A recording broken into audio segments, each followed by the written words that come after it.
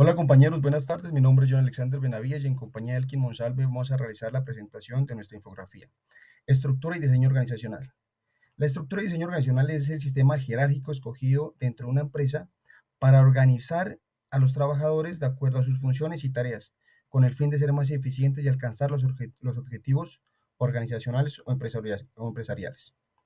Peter Drucker decía que la mejor organización no asegura los resultados, pero una estructura equivocada sería la garantía del fracaso.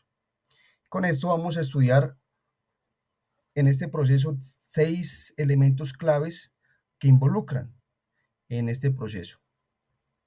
Entonces, en esta estructura. La primera es la especialización del trabajo, como lo podemos ver. La especialización del trabajo, esto nos dice que es la asignación de tareas donde se divide o se separa para que un solo empleado no realice todo, sino que haya esa diversidad o esa separación de tareas para que cada uno lo pueda ejercer de la mejor manera. Y cada etapa la concluye una persona diferente. Esto contribuye a aumentar la productividad de los empleados. Y aquí podemos encontrar la división del trabajo, asignar tareas, coordinar diversas tareas organizacionales y agrupar los trabajos en unidades y haya mejor compromiso de cada empleado por hacer cada cosa mejor. Seguimos con la departamentalización. Después de haber hablado de la división del trabajo, de la diversidad de trabajo o la diversidad de tareas, pues en algún momento de la empresa hay alguien que debe organizar esta separación de trabajo, donde las diversas tareas se delegan de manera más lógica.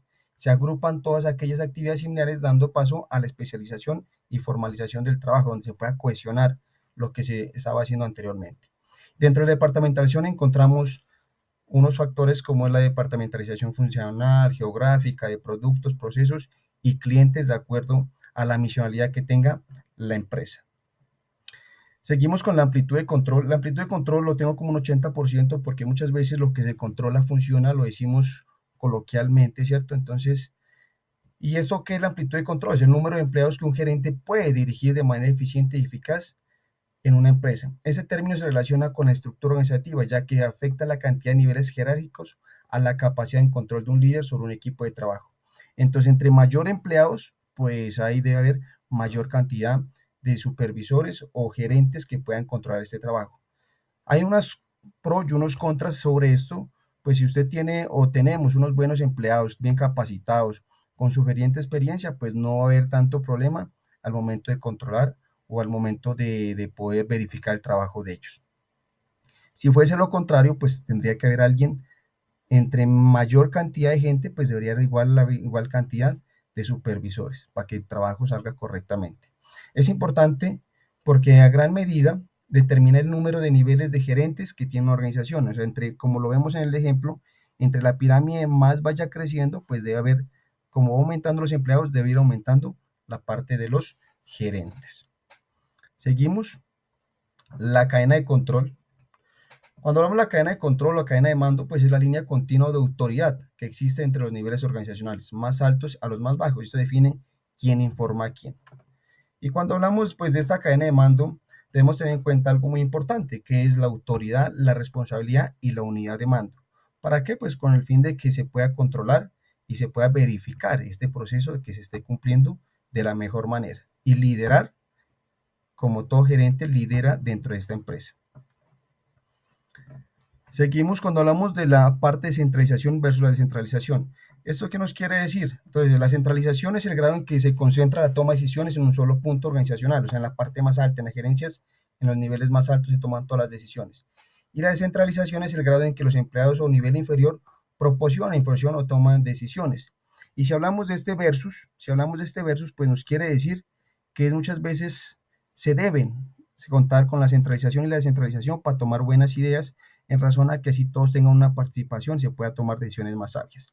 Y para finalizar, pues hablamos de la formalización, que es el grado en que los trabajos de una organización son estandarizados y en el que las normas y procedimientos guían un comportamiento de los empleados. En estas organizaciones son con un alto grado de formalización. Existen descripciones de trabajo explícitas, numerosas normas, organizaciones y procedimientos claramente definidos. Como ejemplo, el Ejército Nacional o las fuerzas militares están plenamente formalizadas. Ya están desde que se ingresa un soldado hasta que finaliza, ya está estructurado qué debe hacer, cómo debe hacerlo y cómo se debe ejecutarlo. Y de esta manera finalizo la estructura y diseño organizacional y le doy paso a mi compañero. Muchas gracias. Hola, mi nombre es Elkin Monsalve y para continuar con lo que venía diciendo mi compañero John, yo voy a hablarles eh, sobre las decisiones de diseño organizacional. Las organizaciones varían en sus estructuras y lo que funciona para una puede que no sea adecuado para la otra. Esto depende también de varios factores que afectan la elección del diseño organizacional, como el tamaño, la tecnología, el entorno, entre otras cosas. También existen dos tipos principales de estructuras, que son la mecanicista y las orgánicas. Las organizaciones mecanicistas tienen estructuras rápidas, eh, un poco más rígidas, con tareas especializadas y reglas estrictas. En cambio, las organizaciones orgánicas son más flexibles, fomentan la colaboración y se adaptan mejor a los cambios. En cuanto a los diseños tradicionales, tenemos la estructura simple, eh, con poca formalización y un control amplio. La estructura funcional, que agrupa especialidades similares, la estructura de divisiones, donde las divisiones operan de manera más autónoma. Por otro lado, los diseños contemporáneos incluyen eh,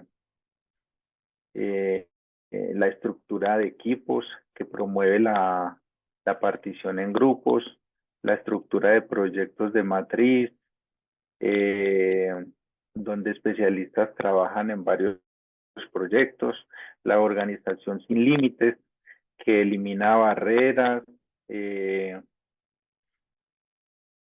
pues como las barreras jerárquicas y funcionales. Tenemos la organización virtual, que subcontrata equipos externos para trabajos específicos. Finalmente, los factores de contingencia, como el tamaño, la rutina y las tareas y la incertidumbre del entorno, que influyen en la elección de una estructura más mecanista o más orgánica. Para concluir, no hay una estructura organizacional perfecta. Lo importante es que el diseño facilite el trabajo de los empleados y ayude a la organización a alcanzar sus metas.